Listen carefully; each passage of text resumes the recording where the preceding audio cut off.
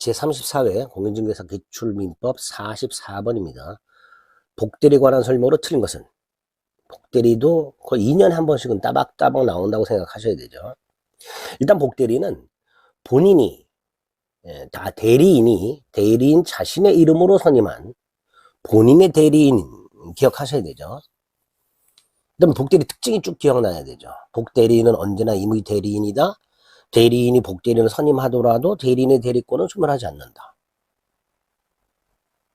본인의 대리니까 복대리인이 대리행할 때는 본인을 위한 것을 표시해야 된다. 이런 게 일단 기본이죠. 두 번째가 복인권 및 책임이라고 해서 120조부터 122조까지 기억하셔야 되죠. 특히 122조 법정대리인의 복인권, 법정대리인은 그 책임으로 복대리인을 선임할 수 있다. 그죠? 그다음 복대리인의 지위와 관련된 123조가 있죠. 복대리인은 본인의 대리인이고, 두 번째 복대리인은 대리인과 동일한 권리 의무가 있다. 그 다음에 복대리인의 행위에 대해서 표현대리가 성립할 수 있다. 뭐 이런 것들이 주로 나오는 지문들이죠. 복대리인의 뜻, 복대리의 특징, 그 다음에 복인권 및 책임, 복대리인의 지위, 특히 조문 120조부터 123조까지 이런 것들이 이제 주로 나오게 되는데, 올해 조금 까다로운 지문이 하나 나왔어요. 그걸 이제 보겠습니다. 1번은 뭐죠? 복대리인은 행위능력자임을 요하지 않는다. 자, 이건 뭘 물어보는 거예요? 우리 민법 117조 물어보는 거죠. 117조에 보면 대리인은 행위능력자임을 요하지 않는다 이렇게 돼 있죠. 그럼 복대리인은? 복대리인도 본인의 대리인이잖아요. 그러니까 당연히 행위능력자임을 요하지 않겠지요. 2번 조문이죠. 123조 2항. 복대리인은 본인이나 제3자에 대하여 대리인과 동일한 권리 의무가 있다. 그러니까 요 1번하고 2번은 결국 조문 물어보는 거죠. 3번도 마찬가지네요. 3번도 122조. 법정 대리인이라고 되어 있죠. 법정 대리인은 그 책임으로 복대리인을 선임할 수 있습니다. 조문 물어보는 거죠. 자, 4번이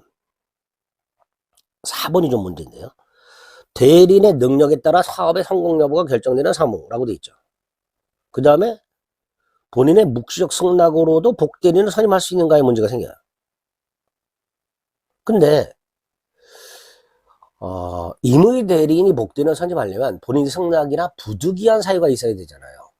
본인 승낙이나 부득이한 사유가 있어야 되는데, 그때 본인 승낙은 명시적 승낙뿐만 아니라 묵시적 승낙도 돼요. 그런데 우리 대법원이 저 밑에 요 밑에 봅니다. 위임받은 대리인의 능력에 따라 사업의 성공 여부가 결정되는 경우라고 되어 있죠. 어떤 게 있을까요? 대법원에 이야기하는 거야. 아파트나 상가 분양 대행 업무가 있습니다. 이 아파트나 상가 분양 대행 업무는 그 분양을 대행하는 자의 개인적 능력에 따라서 성공 여부가 좌우되죠. 이런 것들을 사무 처리 주체가 중요한 경우라고 얘기를 합니다. 대법원에.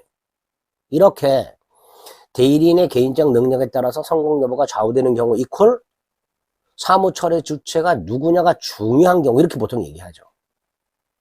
이런 경우에는 명시적 승낙이 있을 때만, 묵시적 승낙은 안 되고 명시적 승낙이 있을 때만 복대리인을 선임할 수 있다 라고 얘기합니다.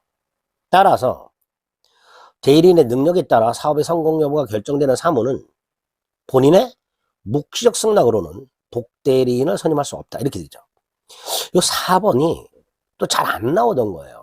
제가 수업 시간에는 설명을 드렸는데 수험생분들이 그 대법원 표현을 이해하는 게 굉장히 힘들어 하셨어요. 표현 자체가 좀 까다로워서 그렇죠. 자, 이렇게 연결해서 기억합니다.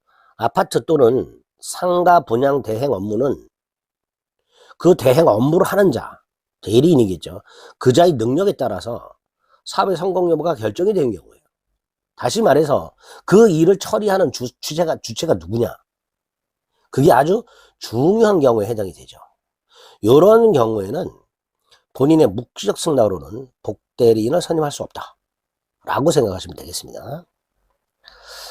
4번 틀린 지문이고요. 4번이 또 잘 안 나오던 지문인데 대법원 판례를 응용해서 또 출제를 했습니다.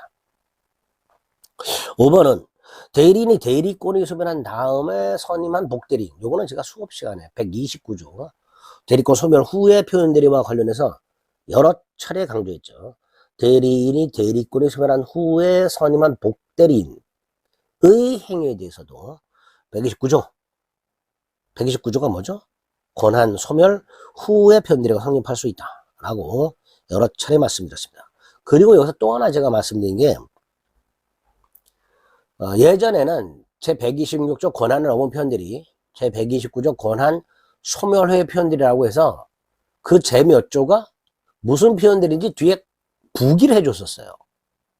근데 지금 보세요. 44번에 5번. 그냥 129조의 표현들이가 성립할 수 있다라고만 해놨지 이 129조 표현들이가 권한 소멸의 표현들이라는 걸 부기하지 않고 있죠. 그래서 제가 수업 시간에 125조 표현대리와 126조 표현대리와 129조 표현대리가 뭔지까지 좀 기억을 해주세요. 라고 말씀을 드렸었습니다. 거기에 출제가 됐죠.